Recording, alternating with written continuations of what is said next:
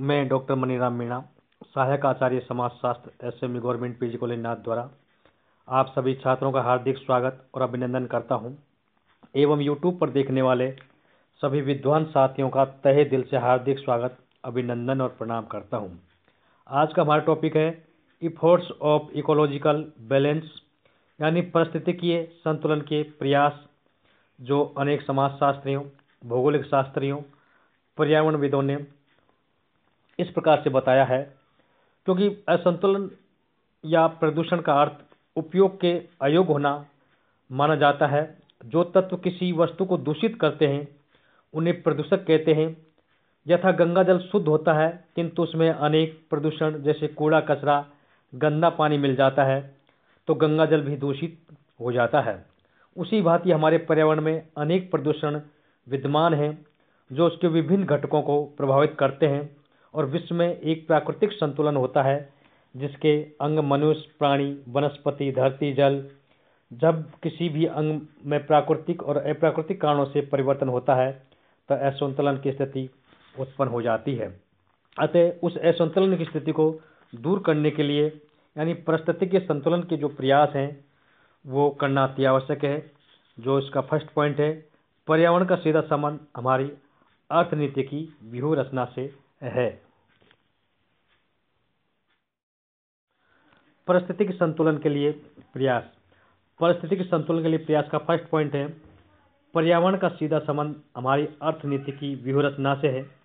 अतः हमें आर्थिक विकास की प्रक्रिया को उन्नति के साथ साथ पर्यावरण के आधार पर नियोजित करना अति आवश्यक है। क्योंकि आर्थिक वृद्धि भौतिक उत्पादन, राष्ट्रीय प्रति व्यक्ति आय की वृद्धि तक ही सीमित है, जबकि आर्थिक विकास में आर्थिक वृद्धि के साथ साथ प्रकृति में संतुलन बनाए रखने की समाज संसाधनों की क्षतिपूर्ति की सोच आदि अनेक घरेलू उपाय सम्मिलित हो सकते हैं। सेकंड पॉइंट है, संतुलित दोहन की नीति अपनाई जानी चाहिए, अर्थात हमें अपने ही प्रयासों एवं तरीकों से पर्यावरण की समस्या को हल करना अति आवश्यक है। क्योंकि आज हम देखते हैं कि हमारे भारत की जो जनसंख्या है लगभग 1 अरब से ऊपर पहुंच चुकी है। इससे भी पर्यावरण का संकट और गहराता जा रहा है। अधिक व्यक्ति, अधिक उत्पादन, अधिक मशीनें, प्राकृतिक संसाधनों पर अधिक प्रभाव, ये ऐसे बहुत से कारण हैं जो परिस्थिति में असंतुलन पैदा करते हैं। अतः इन पर भी रोक लगाना एक अति आवश्यक है। नंबर तीसरा पॉइंट है जनसंख्या वृद्धि। तीसरा पॉइंट है जनसंख्या वृद्धि पर रोक लगाई जाए।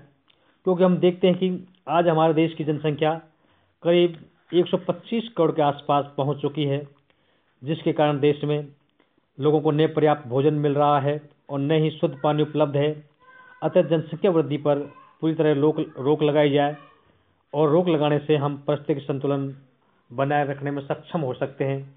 और जनसंख्या शिक्षा का प्रचार प्रसार करके भी हम जनसंख्या पर रोक लगा सकते हैं। अधिक जनसंख्या के कारण अधिक व्यक्ति, अधिक उत्पादन, अधिक मशीनें, प्राकृतिक संसाधनों पर अधिक प्रभाव, ये सारे ऐसे घटक हैं जिनसे कि पर्यावरण असंतुलन होता है।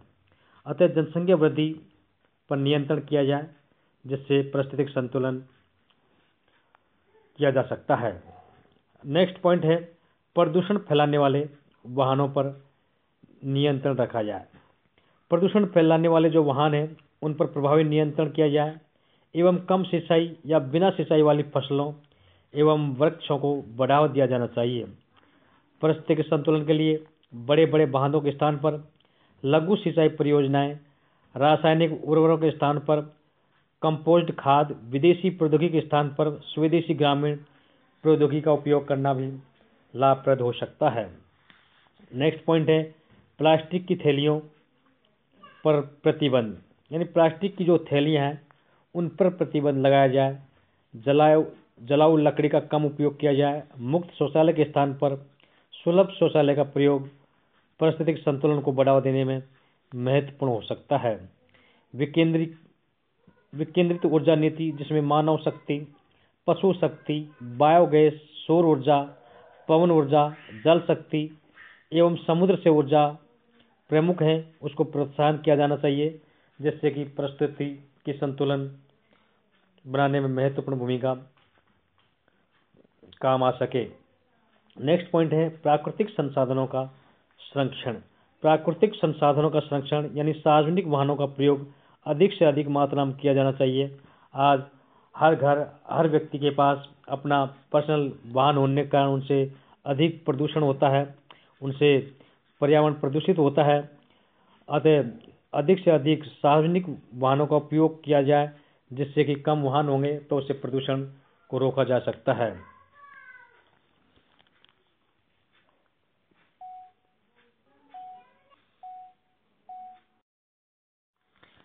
वनों का विकास, अनुसंधान व वन सप्ताह वृक्षारोपण को बढ़ावा देकर पर्यावरण को संतुलित किया जा सकता है। अधिक से अधिक पेड़ लगाने से पर्यावरण प्रदूषण संतुलन हो सकता है और उससे अनेक प्रकार की बीमारियों रोकने में भी सहायता मिल सकती है। वृक्षारोपण को बढ़ावा दिया जाए। जब मानसून की शुरुआत होती है तो उस समय अधिक से अधिक वृक्षारोपण को बढ़ावा देना चाहिए, जिससे कि पर्यावरण की शुद्धि हो सके और शुद्ध वायु उससे प्राप्त हो सकती है। वायु शुद्धिकरण, जल शुद्धिकरण के उपाय हैं, उनको अपनाना चाहिए, क्योंकि वायु शुद्धिकरण तभी हो सकती है जब अधिक से अधिक हम पेड़ पौधे लगाएंगे और वनों का हम विकास करेंगे, तभी जाके वायु यानी शुद्धिकरण हो सकता है और शुद्ध वायु मिल सकती है। जल शुद्धिकरण के लिए समय समय पर यानी नदियों में जाने वाले प्रदूषित जल को रोकना चाहिए एवं फैक्ट्रियों पर कानून बनाया जाना चाहिए, जिससे कि वो फैक्ट्रियों से केमिकल द्वारा यानी सड़ा हुआ गंदा पानी नदियों में जाने से रोका जा सके, जिससे कि जल की शुद्धता बनी रह सके। भूमि कटाव रोकने के लिए भूमि की क्षति आदि को रोकने का भी प्रयास किया जाना चाहिए तथा पर्यावरण के लिए जन चेतना संबंधी शिक्षा देना अति आवश्यक है, क्योंकि शिक्षित व्यक्ति होंगे तो उसके प्रति जन जागरूकता से पर्यावरण को अपने आप ही स्वच्छ रख सकते हैं। क्योंकि हमारी शिक्षा दर 65.38% है, जो अति न्यून मानी जा सकती है। अशिक्षा के अभाव में पर्यावरण चेतना विकसित करने में अनेक प्रकार की कठिनाइयों का सामना करना पड़ता है। अतः अधिकांश लोगों को शिक्षा के अवसर उपलब्ध कराया जाए, जिससे पर्यावरण की शुद्धता के प्रति जन चेतना विकसित की जा सके। ध्वनि प्रदूषण उपकरणों पर पूरी तरह से रोक लगा देनी चाहिए, क्योंकि जो ध्वनि हमारे कानों को अप्रिय लगे और जो सामान्य से ऊंची आवाज में हमारे कानों में टकराए वह शोर है, और शोर के कारण ध्वनि प्रदूषण उत्पन्न होता है। यातायात के साधन, औद्योगिकरण, लाउड स्पीकर आदि से निकली तीव्र ध्वनि के अनेक दुष्परिणाम भी सामने आते हैं, जैसे बहरापन हो जाता है, तेज ध्वनि से बहरापन हो जाता है, दुर्घटना में वृद्धि होती है, अनेक प्रकार की बीमारियां जन्म लेती हैं, मनुष्यों की योग्यता का ह्रास और गर्भवती महिला व गर्भस्थ शिशुओं पर उनका विपरीत प्रभाव पड़ता है। अतः इन सब प्रदूषणों के कारण न केवल मनुष्य का जीवन खतरे में पड़ गया है, बल्कि परिस्थितिकी असंतुलन की भी व्याप्त हो गया है। अनियंत्रित शोषण से प्रकृति और पर्यावरण में समरसता समाप्त होती जा रही है और परिणाम स्वरूप पर्यावरण से सभी स्तरों पर की गई छेड़छाड़ से बाढ़, भूकंप, जलवायु में वृद्धि, अम्लीय ओजोन परत छिद्र, पेड़ पौधे, वनस्पति, जीव जंतु, प्रदूषित जल आदि अनेक प्रकार की ऐसी समस्याएं उत्पन्न होती जा रही हैं, जिससे कि पर्यावरण संतुलन को बनाए रखना एक बहुत कठिन काम हो गया है। अतः इन सब के लिए शिक्षा की महती आवश्यकता है और अधिक से अधिक मात्रा में मूल्यों का प्रतिपादन कर पारिस्थितिक संतुलन के लिए जन चेतना जागरूक करके यानी पर्यावरण का संरक्षण एवं उसको संतुलित बनाए रखने के लिए प्रयास किए जाने चाहिए।